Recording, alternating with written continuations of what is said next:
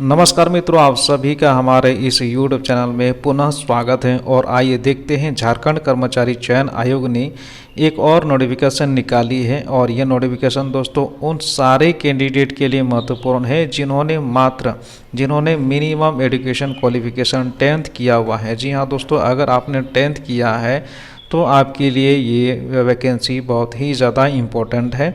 अगर 10th के बाद आपने आगे 12th नहीं कर पाए, ग्रेजुएशन नहीं कर पाए तो कोई बात नहीं, लेकिन 10th मिनिमम मांगा है और इसमें सैलरी भी है बहुत अच्छी सैलरी है। और ये गवर्नमेंट जॉब है, और गवर्नमेंट जॉब में कोई भी वैकेंसी क्यों ना हो दोस्तों, अच्छी ही होती है।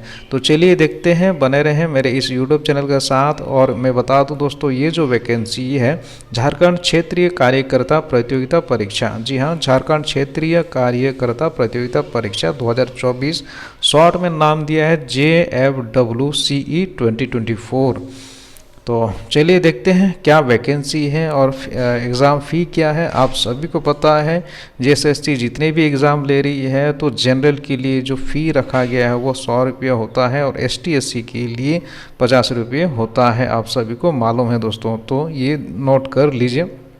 और ये जो फ़ी है नॉट रिफंडेबल है, वापस नहीं किया जाएगा।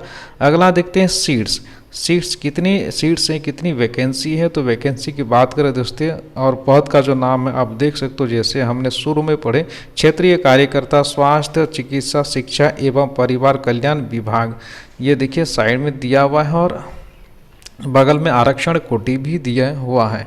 तो हम लोग देख सकते हैं कितने सारे सीट्स हैं। टोटल सीट्स की बात करें तो यहाँ पर देखिए 510 सीट्स हैं, 510 सीट्स है, 510 वैकेंसी है दोस्तों। और अलग अलग वर्ग के लिए अलग अलग वैकेंसी है, हम सभी जानते हैं। तो अनारक्षित वर्ग के लिए 230 है, अनुसूचित जनजाति के लिए अगर आप ST हैं तो आपके लिए 130 है। और इसी में 3 पद ऐसे आदिम जनजाति के लिए, और ज लिखा है माना आदिम जनजाति के लिए इंक्लूडिंग है, अनुसूचित जनजाति के अंदर ही है दोस्तों। अब यहाँ पर देखते हैं आगे SC के लिए 44 सीट है, अत्यंत पिछड़ा वर्ग के लिए 45 है, पिछड़ा वर्ग 2 के लिए 7 है, और आर्थिक रूप से कमजोर वर्ग के लिए 51 सीट्स हैं। अब आगे देखते हैं क्या दिया हुआ है। तो देखिए यहाँ पर 0.5 में दिया हुआ है, वेतनमान दिया है, क्या वेतन आपको मिलने वाला है दोस्तों। तो 18,000 से 56,900, ये कम वेतन नहीं होता है दोस्तों। 18,000 से 56,900 ये कम वेतन नहीं होता है, और ये सरकारी जॉब है, परमानेंट जॉब है दोस्तों।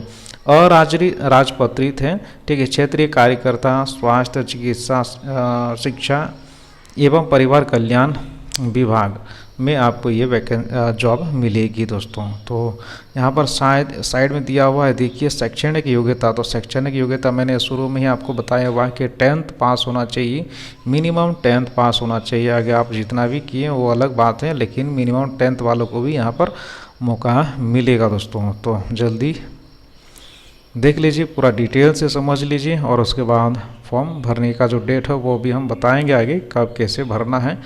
तो चलिए देखते हैं, न्यूनतम शैक्षणिक योग्यता यहाँ पर दोबारा आ गया, तो वही मैंने आपको शुरू में ही बताया, तो वही है। और अगर आपने खेल कूद के क्षेत्र में भी आपने उपलब्धि हासिल की है तो 0.1, 2, 3, तो हर नोटिफिकेशन में आपको ये चीज़ देखने को मिलेगा ही दोस्तों। प्रतियोगिता का जो स्तर है, ओलंपिक आपने खेले हैं, उपलब्धि आपने हासिल की है, द्वितीय तृतीय स्थान प्रथम स्थान, देखिए अलग अलग राष्ट्रीय रिकॉर्ड स्थापित आपने किए हैं, तो आपको विशेष छूट मिलेगी।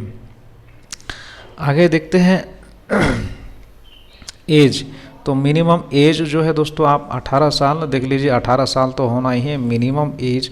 और मैक्सिमम एज यहाँ पर देख लीजिए 1/8/2024 को मैक्सिमम एज जिनका हो रहा है, तो उनके लिए अलग से यहाँ पर सीट दी गई है, अलग से टेबल दी गई है कि कौन से वर्ग के कितने कैंडिडेट, जो भी कैंडिडेट हैं उनका मैक्सिमम एज कितना होना चाहिए। और वो एज कैलकुलेशन का जो डेट है 1/8/2024, यानी 1 अगस्त 2024 से आपका एज कैलकुलेशन होगा। अगर आपका एज 1/8/2024 को 18 साल होता है तो आप एलिजिबल हैं। अगर आपका एज मैक्सिमम एज 1/8/2024 को मैक्सिमम एज जितना भी हो रहा है उस कैटेगरी के अंदर, आप जो भी कैटेगरी के अंदर आप आते हैं तो उस कैटेगरी को यहाँ पर दिखाया गया है।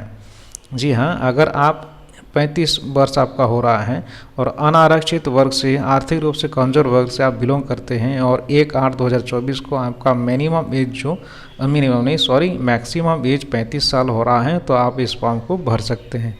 इसी तरह से अत्यंत पिछड़ा वर्ग के लिए 37 वर्ष है, महिलाओं के लिए 38 वर्ष है।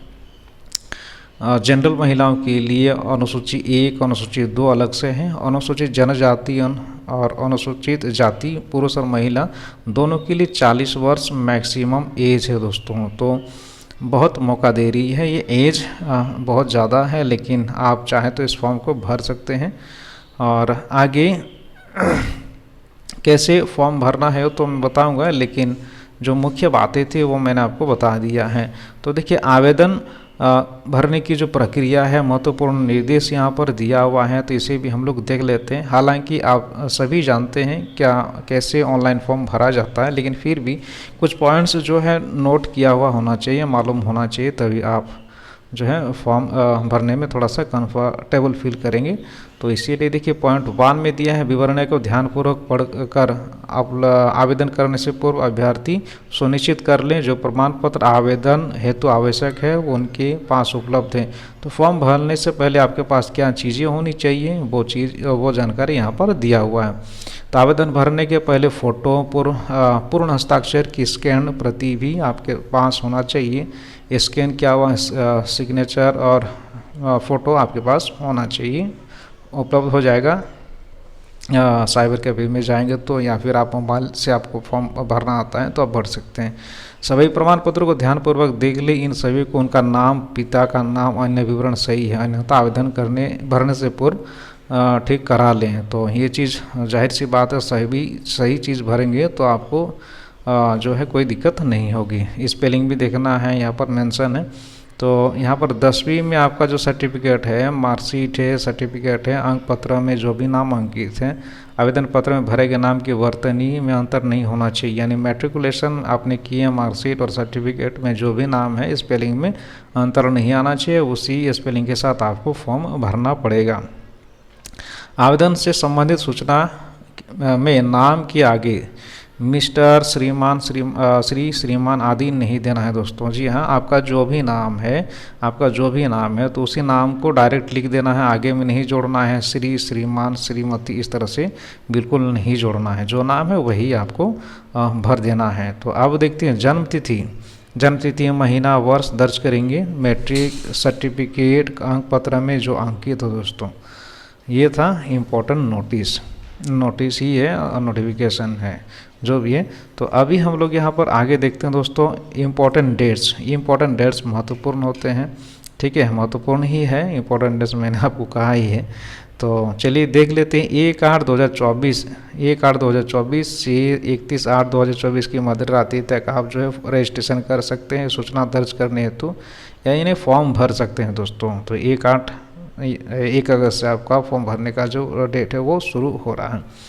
परीक्षा शुल्क भरने के लिए 2/9/2023 की मध्य रात्रि तक, यहाँ पर 2023 गलत हो गया दोस्तों, 2024 होना चाहिए। परीक्षा शुल्क भुगतान करने के लिए 2/9/2024 होना चाहिए, लेकिन यहाँ पर 2023 लिखा है, तो कोई नहीं, यहाँ पर सितंबर तक आप जो है परीक्षा फॉर्म शुल्क जमा कर सकते हैं। परीक्षा शुल्क जो है आप जमा कर सकते हैं 2 सितंबर।